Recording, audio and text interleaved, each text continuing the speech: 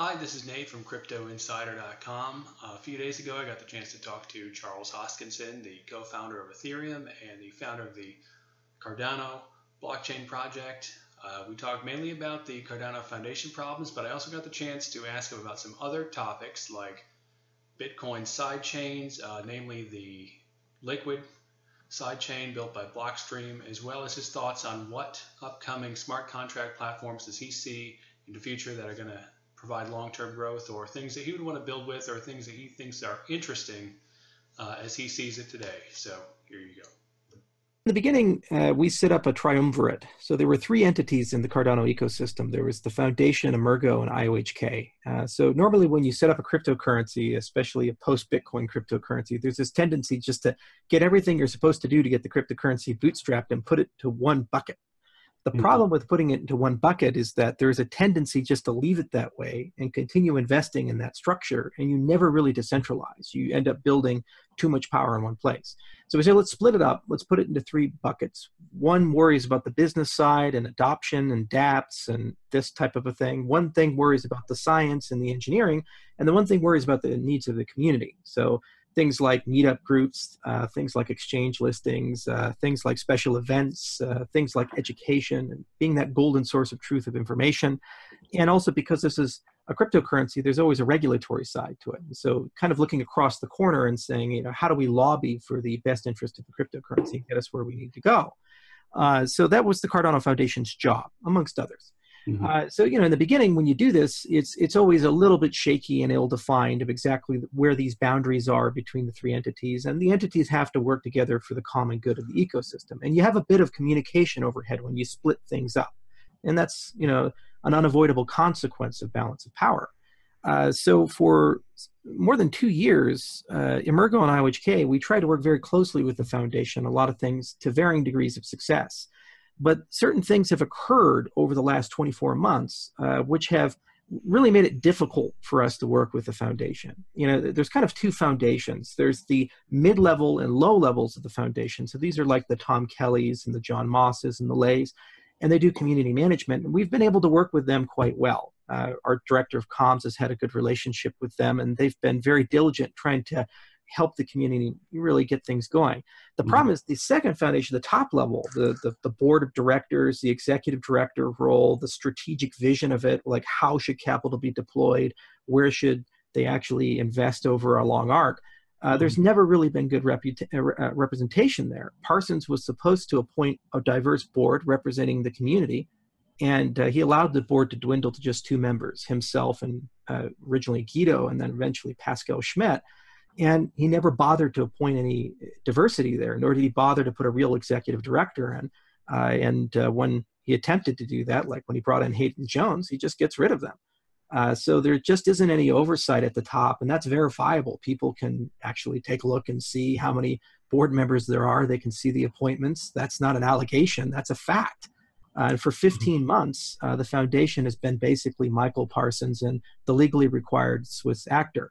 And they haven't published any KPIs, any strategy, any notion of how they're going to spend their capital, what they're going to do with it.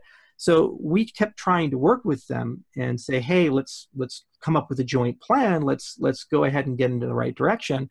And it just never felt to me like they ever really had the intention with that leadership structure of looking into a long arc. And so out of frustration, IOHK and Emurgo, what we started doing is just taking over things that we felt that the foundation should do. Like, for example, some community management. Most prominent example would be Sebastian and Miyataki. They're both in Japan, and basically they're great people in the community side. Miyataki's been part of the project for about 3 years. Emurgo hired him. And Sebastian was one of the guys who every week would diligently make videos about the weekly status reports and about technology we're deploying, and Emurgo hired him as well. And we've begun hiring people for community management. Like, for example, we just recently hired an open source community manager. And so it's more of a matter of just until the foundation can find a way either to become effective or for Parsons to step aside and new people to make it effective, what Emurgo and IOHK are basically going to do is just take over the things that the foundation's responsible for to get the Cardano project to the next level, because we're really struggling in certain areas. So why do you think that this has come to this point? I mean, these people, I'm sure Parsons and the others on the council, they all have excellent credentials. They No, all well, have, actually, hang on. There aren't any others on the council. There's oh, Pascal okay. Schmidt and Parsons. That's the problem. It's just Parsons, and he's 71 years old. He, for 2 years, I decided see not it even now, to yeah. put on his LinkedIn page that he was the chairman of the Cardano Foundation. He made numerous commitments over the last 24 months that he was intending to appoint people. And there were actually other people when the foundation was started. There was John McGuire and Bruce Milligan. Bruce decided to leave the board. John McGuire decided to leave the board, citing health reasons. And so he never bothered to replace anyone. And we've, over a long arc of time, continuously said, look, you need board diversity. We need a Japanese person on the board because we have such a strong presence there. You need to actually reach out to regulators in Japan to get ADA listed on the exchanges there. There are certain duties the foundation's responsible for. We kept getting promises. They never materialized.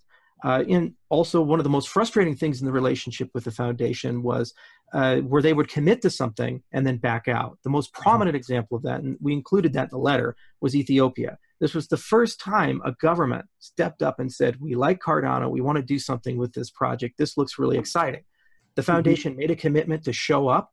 In fact, we went to both Ethiopia and Rwanda. Foundation personnel showed up for Rwanda, but they decided for whatever reason to back out of Ethiopia. We said, okay. So IOHK signed the MOU with the Ministry of Science and Technology. The foundation could have been there too. And we said, all right, well, maybe they don't want to be there. That's fine. But then we get a letter from Guido basically saying, you didn't inform us and tell us you're going here and you're violating the trademark and media's misrepresenting, you're speaking unilaterally for Cardano. And this is just the kind of bizarre communication that we've had with the high level of the foundation. So when you say Guido, you mean, what's his full name? Is that Guido Schmidt? Yeah, you know, and he was the former Swiss guy on the board, and then he was replaced with Pascal. And we've had a much better relationship with Pascal. He's been a real nice guy. He's been a very mature guy, and I believe he does look out for the best interests of the Cardano Foundation. Whereas Parsons and Guido, we've just had a very difficult historical time with them. And in fact, we broke off all communications with the foundation until they published a fair use policy for their trademark. Because we said, this is just outrageous. You guys can't come to us and say you're the gatekeepers and you decide who gets to use the word Cardano and what projects get to be deployed. This is antithetical to everything an open source community stands for. Then they backed off a bit and eventually published a fair use policy.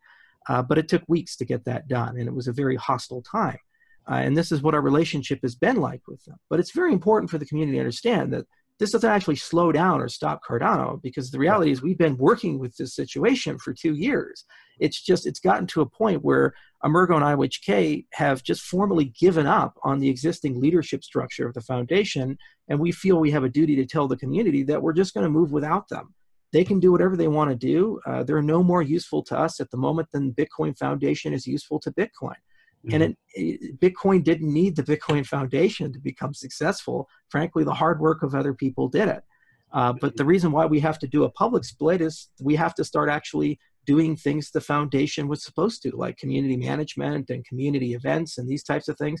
And we're just not going to go to the foundation events until either Parsons diversifies the board or steps aside and allows Pascal Schmidt to diversify the board. So how do you think that, how does this even come to this point where you have this council and you have people there and you've got millions of community members around the world, people who have invested their time, their money into this, and you've got a couple people at the top who just don't seem responsive at all. And it blows my mind how in this day and age, you can kind of they're just there and they just ignore everybody else and do their own thing.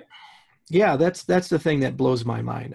I mean, I travel extensively for the Cardano ecosystem. I've gone to 27 countries this year, and I meet the people, and I see their frustration. I mean, it was inexcusable for us not to have a good presence in South Korea, especially because when we hit the markets, a lot of people bought at the top at $1.20. And those people are loyal. They're still there. They still believe in the project, even though they've lost a heck of a lot of money. You know, and to say, hey, it's not even worth our time to invest money in community management there, that really pissed me off, you know, and it just blew my mind that that wasn't a priority. So, you know, I said, look, I can complain about it or understand that the whole point of this is it's an open source protocol. It's an open source ecosystem.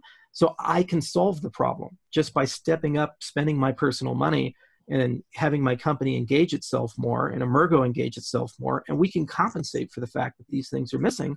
And then eventually more rational minds will prevail, and we'll see a leadership change, either through retirement or some other method. And the new board will come in, and it'll be constructed in a way that reflects the will of the community. It's important to understand the funds of the foundation belong to a Swiss not-for-profit. It's locked in there. So they're not going anywhere. It's not like they're just going to go magically disappear. If that happens, people go to jail. So at the end of the day, it's going to just turtle up for a bit. We'll do what we need to do to make sure that we get to the next level. And at some point, that organization will be effective again. And when it becomes effective, the community can step in and have a much more invested and involved role. It's also important to understand the foundation was never intended to be a permanent entity in the ecosystem. Its goal was to get an injection of capital, spend all that money, decentralize the ecosystem, get the treasury rolling, get the CIP process rolling, and DAOify itself, then disappear. So it was never intended to be here 20 years, 30 years, 40 years. It's not a permanent entity. It's just a bootstrap entity. Just like IOHK's development contract is a bootstrap entity. If we built an ecosystem that only works if there's a collection of companies running it, then we've failed. It's not decentralized, it's federated. So we have an obligation to make sure that we're only here for a short period of time, and then the community's in a position to run the project themselves. Right. So the foundation is, as I understand it from how these things are set up, it's not like the money can go anywhere else. They just have to sit on it because that's meant for a specific purpose. Is that right? And you had mentioned in the letter about the Swiss Foundation authorities, and they have a lot of jurisdiction there to direct how these foundations are conducting themselves. Right. So what I would like is for Parsons to agree to have ISA, which is the regulator of Swiss foundations, to agree to put an independent person on the board, and for that independent person to conduct a full end-to-end audit of the foundation, and eventually for Parsons to retire and move on. He was never supposed to be in the ecosystem for a huge, long amount of time. He's 71 years old. Doesn't have a requisite technical background. He's not a spring chicken. Wasn't supposed to be here for 10 years, 20 years. Supposed to come in and basically set things up, get a good connections wired in. He has a long history, set up Emirates Bank, a long history in the City of London, certainly knows a lot of people, and very passionate about the space. So his goal was to come in, build a diversified board, get a strong young executive director with good technical skills, and act as the true community organization. That has failed, and we've tried for years to work with them, and it's gotten to the point where we just don't think in the current structure anything will ever get done. So we'd like ISA to come in, ISA to make sure that it's a clean slate and no misconduct has occurred, and to provide the community financial transparency, including remuneration, because there has been some nepotism. Bruce Milligan is related to Michael, his son-in-law. Julie is his wife. And these things are troublesome to me. And also we've noticed a lot of Michael's personal former business relationships, like Bob McDowell and John McGuire, have come in, and they've had a prior history together. We just like to make sure that those books are clean and that no misconduct has occurred. And then once the community has been assured of that, for ISA to appoint a diversified independent board. And once that board comes in, we can work with them to get the foundation back where it needs to go.